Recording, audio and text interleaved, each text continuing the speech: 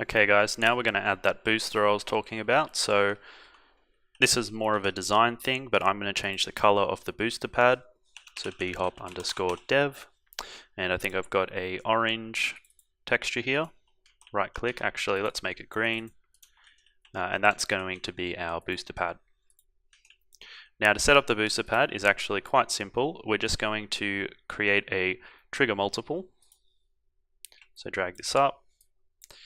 Thickness doesn't matter too much. We'll just leave it at that. Probably 8 is a good place. Browse, trigger.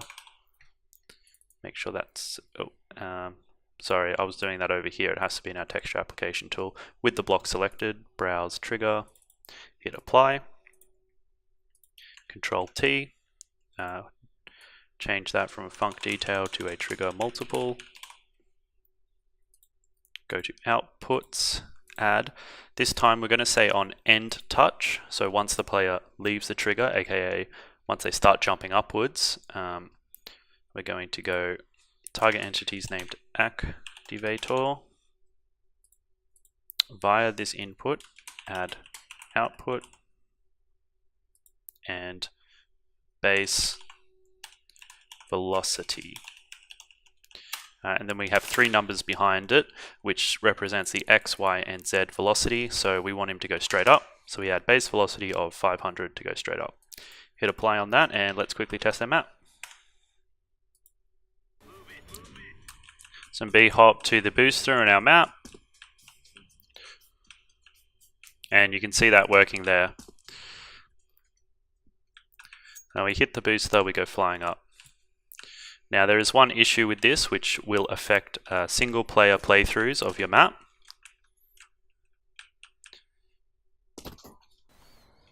Okay guys, so we clearly need to turn off fall damage. Players get very frustrated when they're running through your map and then they die. So fortunately that's a pretty simple procedure. We just go back to spawn, add a new entity. We call this entity a filter_damage type. Hit apply. Damage type, fortunately these are already predefined for us, fall, and disallow entities that match this criteria. Disallow fall damage. Hit OK and align that with our other entity stack over here. Good.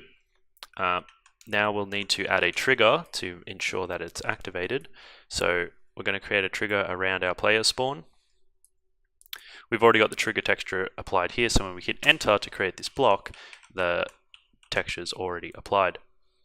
Hit our selection tool and drag this down to underneath the player's feet where they spawn. Double click. Actually, we need to go Control T, change this to a trigger_multiple. Outputs, add on trigger activator, targets entity's name activator, set damage filter with caps. It doesn't autofill, that's okay, it will still work. No fall damage, which is the name of our damage filter. So let's just double check I actually called it that. Nope, I forgot to give it a name. Yeah, so the name of the filter needs to be no fall damage. Again, this is just an arbitrary name for referencing. So that block knows to reference that entity. Okay, let's test that our fall damage has correctly turned off. Okay guys, let's travel to our booster block. And if you watch my health, you'll notice I do not die. I do not lose any health from that fall height. So we've successfully turned off fall damage. Great. Awesome guys, we're actually almost finished our map. All we have to do now is make sure we trigger this part of the map correctly. So pretty simple process. We're going to grab our teleport and our big teleport down here and just hold down shift, drag them over. They'll snap into appropriate location. Now of course we need to give this teleport destination a different name. 002 sounds appropriate for the second level. And the teleport remote destination, change that to 002. And we'll need to ensure this covers the whole area. So just clicking shift, dragging out, Clicking shift, dragging out.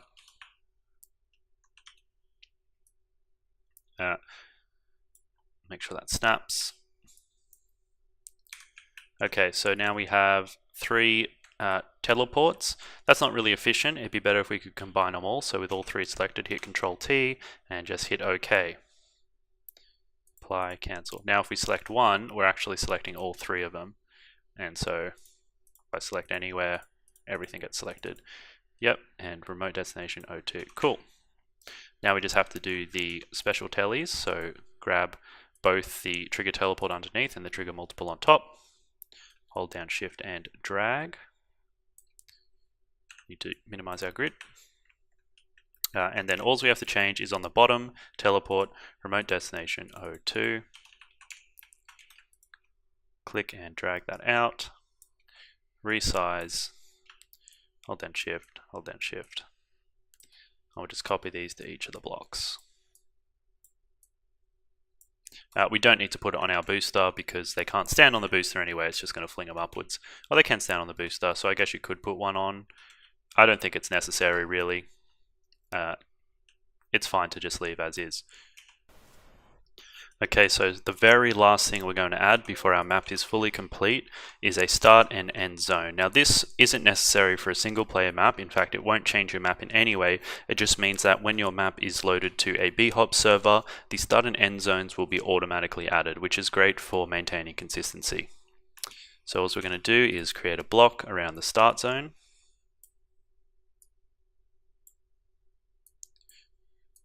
Hit enter. Control T, trigger multiple, underscore multiple,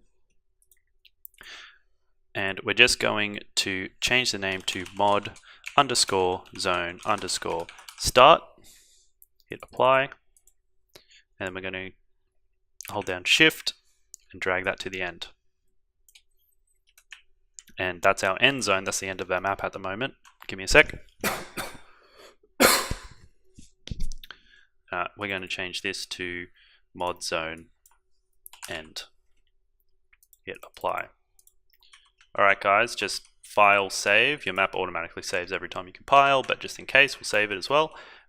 We're finished. We've finished the Bhop template, and after this we're going to get straight into making a full bunny hop map, which will be very easy now that everything is set up. So before we do it, let's just do a little bit of map testing and test our entire map.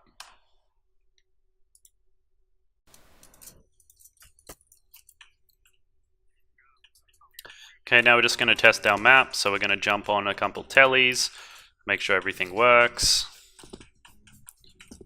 Yep, we get teleported there.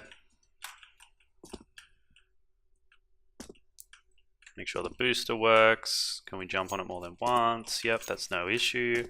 If we fall down, we jump. Yep, we get tellied. If we stand on this too long, we get tellied.